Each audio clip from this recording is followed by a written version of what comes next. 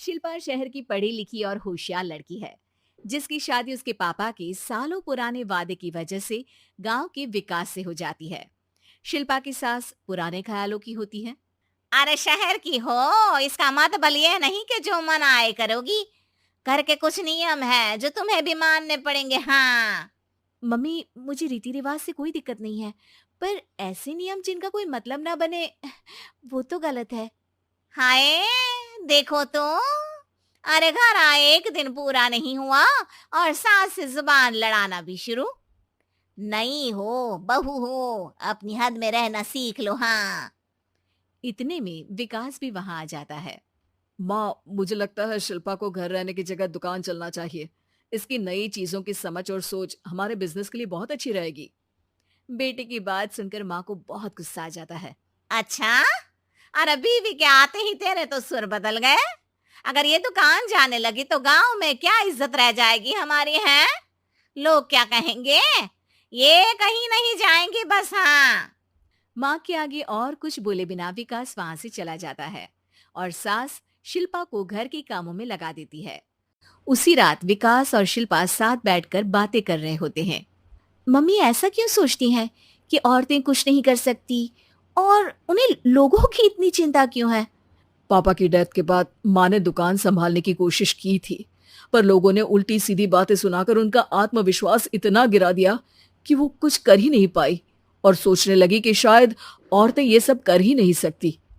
इसलिए उनसे भी नहीं हुआ। लोगों की यही तो दिक्कत है, उन्हें अपने से ज्यादा दूसरे की जिंदगी में स्वाद आता है। वैसे लोग जिनसे डरते हैं ना, उन्हें ही तोड़ने की कोशिश करते हैं। आप फिक्र मत करो, मम्मी की सोच बदलने का तरीका है मेरे पास। और अगले ही दिन से शिल्पा अपनी सास की सोच बदलने और लोग क्या कहेंगे के डर को खत्म करने की जद्दोजहद में जुट जाती है।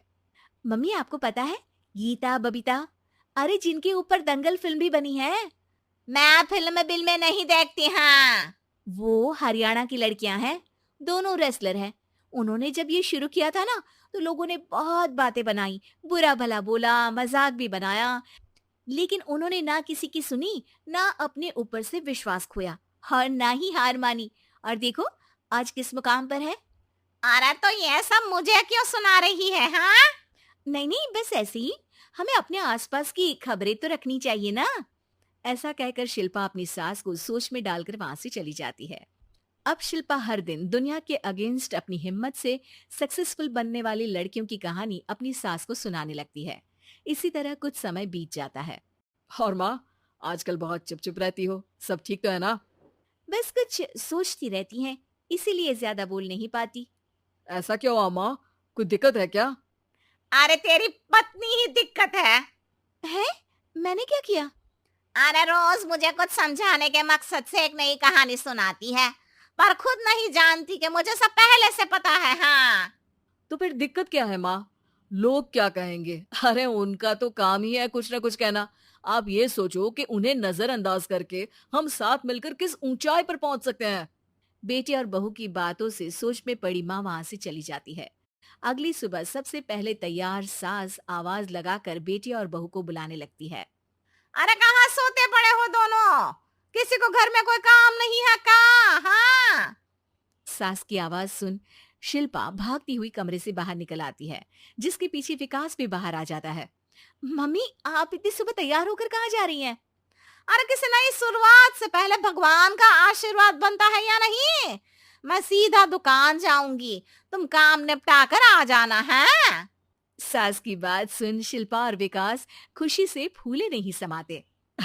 ये हुई ना मेरी माँ वाली बात। पूरा परिवार मिलकर दुकान पर काम करने लगता है, जिसमें विकास और उसकी माँ दुकान संभालते हैं, तो शिल्पा काम को ऑनलाइन डाल शहर और इंटरनेट का काम संभालने लगती है, जिसे देख गांव में लोगों के बीच गॉसिप शुरू होते देर नहीं लगती। और अब क्या विकास भाई, अकेले काम संभल नहीं रहा था तो नौकर रख लेते, और तो को यहाँ लाने की क्या जरूरत थी? इन्हें घर में जो काम बोलो वो तो सही से करती नहीं, यहाँ आकर तो तुम्हें डुबा ही देंगी। अरे भाई सा, अगर आपके घर की औरतें सही से काम नहीं करती ना, तो हमें उससे कोई लेना देना नहीं। यहाँ आपकी पंचायत के लिए किसी के पास समय नहीं है। हाँ। करारा जवाब सुन बातें सुनाने आए लोग मुंह लटकाए उल्टे पैर वापस चले जाते हैं। वाह मम्मी, ये तो अब दोबारा कभी भूल कर भी यहाँ नहीं आएंगे। I am so proud of you. अरे बहुत हुआ, हाँ काम पर लगो चलो। तीनों आपस में काम बांटकर अपने अपने काम पर लग जाते हैं।